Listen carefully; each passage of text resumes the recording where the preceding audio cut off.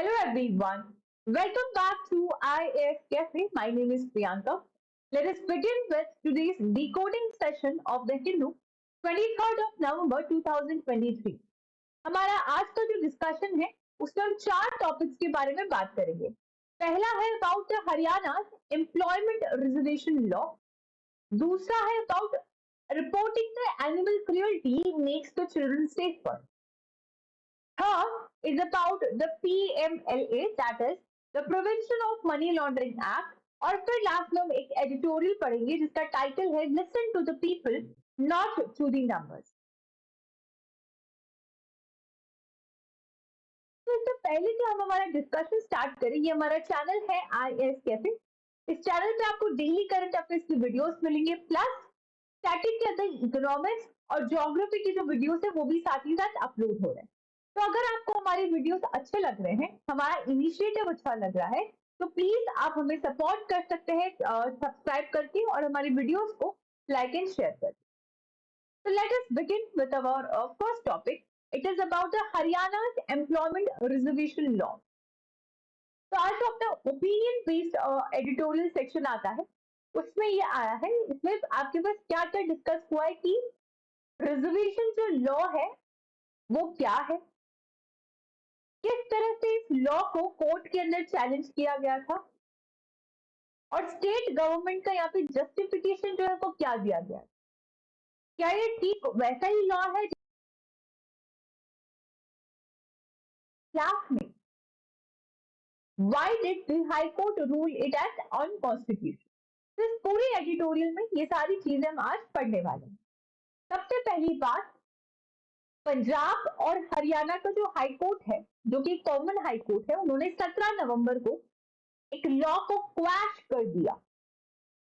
Haryana government ने basically क्या हुआ, 2021 के अंदर हरियाणा की जो सरकार है, that is the Haryana government, उन्होंने क्या बोला कि हमारे हरियाणा के अंदर 75% रिजर्वेशन जो है या कि लोकलाइट जो होंगे उनको मिलेगा in the private sector job in the Haryana.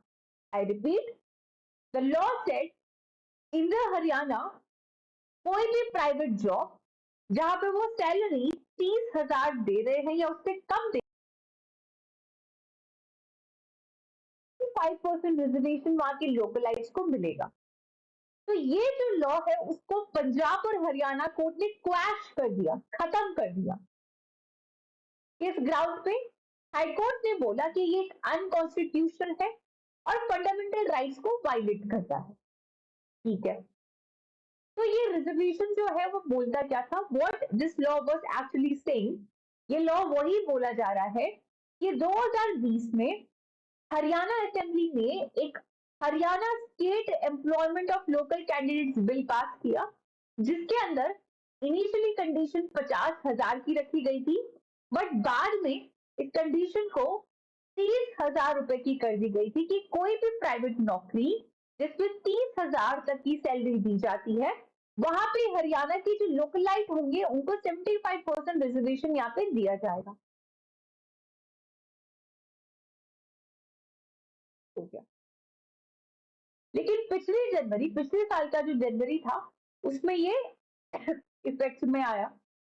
तो the law is applicable to all the private entities in the state, जैसे कि आपके पास कंपनीज है, trust, societies, partnerships, LLPs. It also covers any person employing 10 or more persons for the purpose of manufacturing or providing any service, यानी कि formal sector. तो यहाँ पे अब बोला जा रहा है कि लोकल कैंडिडेट जो होगा उसको 75% रिजर्वेशन मिलेगा. बट ये लोकल कैंडिडेट का मतलब क्या है, इस लॉ के हिसाब से लोकल कैंडिडेट वो होगा जो पिछले 5 साल से हरियाणा में रहता हो. ठीक है, तो local candidate has been defined under the law as anyone domiciled in Haryana for the past 5 years. Register themselves on a designated portal in order to avail the benefit, and employers have to make the recruitments only through this portal. तो जैसे कि ये law कह रहा है कि 75% जो है लोकल कैंडिडेट को रिजर्वेशन मिलेगा, तो ये लोकल कैंडिडेट कौन है जो कि 5 साल से, पिछले 5 साल से हरियाणा में रह रहे हैं और उन्होंने जो यहाँ पे डेजिग्नेटेड पोर्टल है वहां पे रजिस्ट्रेशन करवाया गया है। तो इसी पोर्टल के थ्रू एम्प्लॉयर नौकरी देगा और जो करने वाले हैं वो यहाँ पे काम करेंगे। So the companies can seek an exemption if they do not find the local candidates of a desired skill or qualification, but this claim can be rejected by the government officials if they doubt its legitimacy. कोई भी employer अगर इस act का violation करता है तो उसको 10,000 से लेकर 2 लाख का जो जुर्माना है वो यहाँ पे भर सकता है। लेकिन इस लॉ को चैलेंज किया गया एसोसिएशन। उन्होंने कहा कि आर्टिकल 19, जैसे कि आपको पता है part 3 of the Indian constitution, it talks about the fundamental right. इस फंडामेंटल राइट में आर्टिकल 19 आता है which talks about the right to freedom, that is the freedom of expression, the freedom of listening, the freedom of silence, the freedom of speaking। तो यहाँ पे article 19 जो है वो वायलेट हो रहा है, जो आपको राइट टू फ्रीडम की बात करता है, which include right to settle in any part of the India and practice any profession, business और ट्रेड। अब आर्टिकल 19 तो कह रहा है कि आप इंडिया में किसी भी हिस्से में रहिए और वहां पे आपके पास पूरी फ्रीडम है कि you can practice any business और अ ट्रेड। प्लस यहाँ पे तो आप बहुत ही ज्यादा हाई लेवल पे बायसनेस कर रहे, सॉरी। एंड देन आर्टिकल 15 जो कि बोलता है you can not discriminate on the ground such as religion, race, caste, sex और प्लेस ऑफ बर्थ। तो ये आर्टिकल 19 के ग्राउंड पे, आर्टिकल 14 और 15 के ग्राउंड पे इसको चैलेंज किया गया। So the court was also apprised that reservation creates a wedge between persons domiciled in different states and is contrary to the concept of the common citizenship in the constitution। तो अब जो state है यानी कि जो सरकार है उन्होंने किस तरह से डिफेंड किया।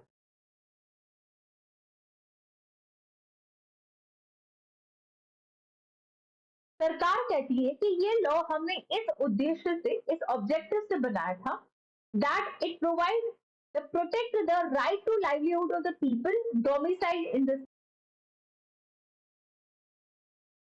government in Haryana. तो सरकार कह रही है कि हरियाणा के अंदर जो अनएम्प्लॉयमेंट है, जो बेरोजगारी है वो बहुत ज्यादा बढ़ रही है। इस प्रॉब्लम को सॉल्व करने के लिए जो हरियाणा के पीपल है उनको हम राइट टू लाइवलीहुड प्रोवाइड करवा सके, इसलिए हम ये लॉ लेके आए हैं। प्लस आर्टिकल 16 का क्लॉज 4 क्या कहता है, right to equality in public employment does not prevent the state from making any provision for the reservation of appointment or post in favor of any backward class of citizen in the opinion of the state is not adequately represented in the service under the state। तो यहाँ पे एक तरफ article 16 है और एक तरफ article आपके पास 14 है, 15 है और 19। लॉ बनाया कैसे था?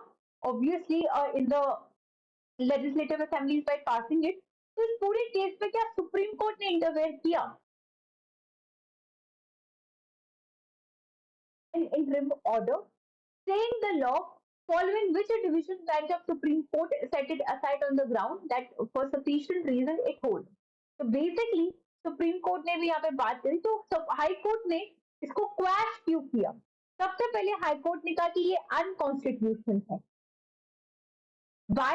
Because to the extent that person's right to carry on occupation, trade और business under article 19 clause 1 sub clause D जो है यहाँ पे लगेगा, प्लस ये डिस्क्रिमिनेशन कर रहा है। Now article 35 the court outlined that the provision bars the state legislature from legislation on matters that fall within the purview of article 16 since only the parliament can pass laws on the subject। Article 16 की आड़ में जो Haryana government ने करा है, तो court यहाँ पे बोलता है कि आर्टिकल 16 का जो पावर है वो और इसी के साथ इस एक्ट का जो सेक्शन 6 है which require employee to submit quarterly report with detail of local candidate under which offices could call for document to ensure the law would be implemented। The court said ये जो restrictions है ये सिर्फ आप instructor राज का काम कर रहे हो, स्टेट कंट्रोल कर रहे हो आप प्राइवेट एम्प्लॉयज के ऊपर। तो this was all about the Haryana employment act जो कि रद्द कर दिया गया है। अब आते हैं हमारा आज का दूसरा discussion which says about the reporting the animal cruelty makes the child safer.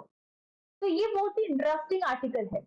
इसमें राइटर ने क्या बोला कि जो चाइल्ड को लेके अब्यूज हो रहा है, चाहे वो फिजिकल अब्यूज हो, सेक्सुअल अब्यूज हो, मेंटल अब्यूज हो या किसी भी तरीके का अब्यूज हो, चाहे आप गर्ल चाइल्ड को नेग्लेक्ट कर रहे हो, इस सब का लिंक कहीं ना कहीं एनिमल क्रियोलिटी पे है। वो घर, वो लोग जो अपने पेट लोगों को देखा गया है कि उनके हाथ में वो जो बच्चे हैं वो भी सेफ नहीं होते। ये एक लिंक बिठा रहे हैं यहाँ पे एडिटोरियल में जिसने ये लिखा है। So basically, the child abuse is grave and rampant in India. 2007 के अंदर the Union Ministry of Women and Child Development published the large empirical study about the incidence of child abuses in India. और इस study के हिसाब से physical abuse, sexual abuse, emotional abuse and girl child neglect in India काफी देखा गया। It found that 2 out of 3 were physically abused. 3 में से 2 बच्चे हैं जिनको physically abuse किया गया। आधे बच्चों को कम से कम they have faced the sexual abuses. Every second child have reported the emotional abuse. तो इतने डरावने statistics और data है, उसके बावजूद child abuse in India has been lack of effective implementation of the law, poverty, illiteracy, and even the cultural factors. However, one crucial element that has been missing from the disclosure on the child protection in India is the link between the victims of child abuse and animal cruelty, which we discuss here. So, talking about the animal cruelty and child abuse, the link between animal cruelty and human violence सबसे पहले 1751 में William होगार्ट ने बताया 4 stages of cruelty। तब से लेके there have been a plethora of studies जो कि इस लिंक को हाईलाइट करता है कि कहीं ना कहीं एनिमल क्रुएल्टी और चाइल्ड अब्यूज को लेके एक भारी लिंक है।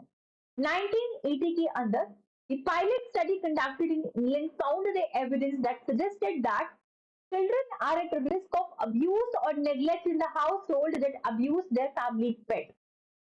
According to the study, उसमें से 83% ऐसे हैं जिन्होंने बच्चों के ऊपर भी अब्यूज किया हो। तो दिस इज द लिंक। आप डेटा जो है यहाँ पे पेपर का जो एडिटोरियल है वहां से देख सकते हैं। Now coming to the third thing about the PMLA Act 2002, that is Prevention of Money Laundering Act. So this was actually हुआ क्या, Vienna convention.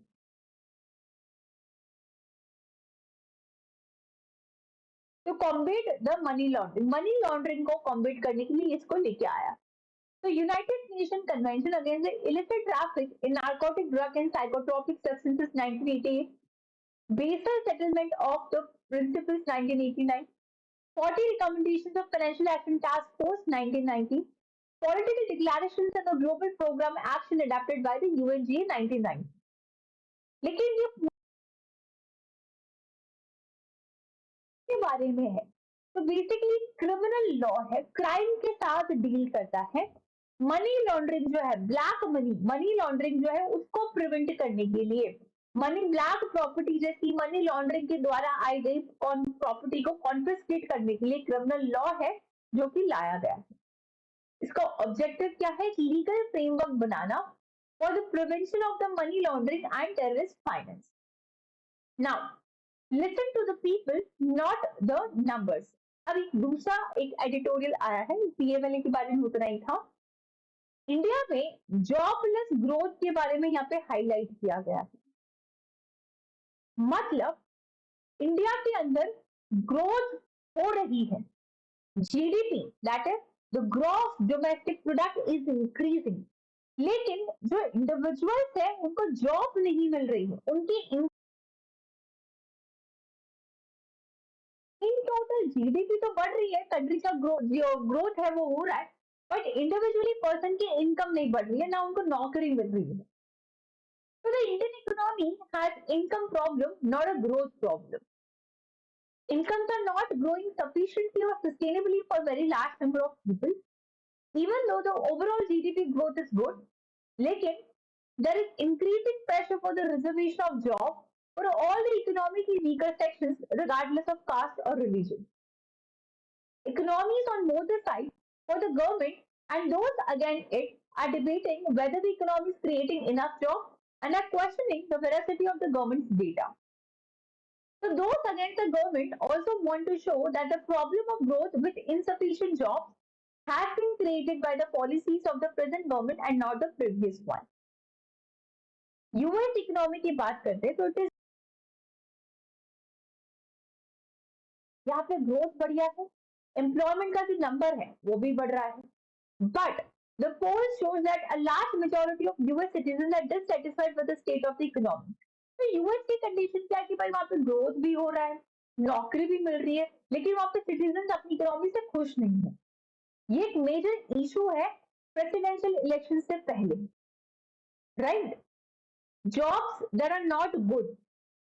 The overall problem of income in India, according to economists, is insufficient numbers have moved out of agriculture into the manufacturing. So basically, agriculture से लोग जो है निकल के manufacturing की तरफ जा रहे हैं. तो एक हिस्टोरिकल पैटर्न है for sustainable growth in all the countries, जैसे कि यूएस है और चाइना है. इंडिया के जो पॉलिसी मेकर है उनको ऐसा लगता है कि शॉर्टकट उनको मिल गया था 1990s में, directly from agriculture to services with है. ये आपके पास बहुत बुरे एंड के साथ आया है. बहुत ही लिटिल स्कोप बचा है for the high services to absorb the large number of young Indians in the needs of the job, क्योंकि सब उसी की तरफ भाग के आ रहे हैं. So these jobs require a level of education that people in rural area do not have. उनके पास वो स्किल नहीं है, उनके पास वो एजुकेशन नहीं है, वो डिग्री नहीं है. So therefore, when they move out of the agriculture, they need work that fits their present abilities and put them into a ladder that they cannot climb, onto a ladder that they can climb. So they need jobs where they can learn higher skill and earn more. Labor-intensive manufacturing, construction provide them first step. Millions of Indians who have moved out of agriculture moved in such jobs. तो basically India में ये जो job की problem है उसके ऊपर आपके पास जो एडिटोरियल है ये दिया गया है. ठीक है. So this was all about today's discussion. For the voice, I'm sorry because कुछ दिनों में आई होप आपको वॉइस जो ऑडियो को लेकर प्रॉब्लम नहीं आएगी. आज का जो डिस्कशन था वो उतना ही था. Thank you so much.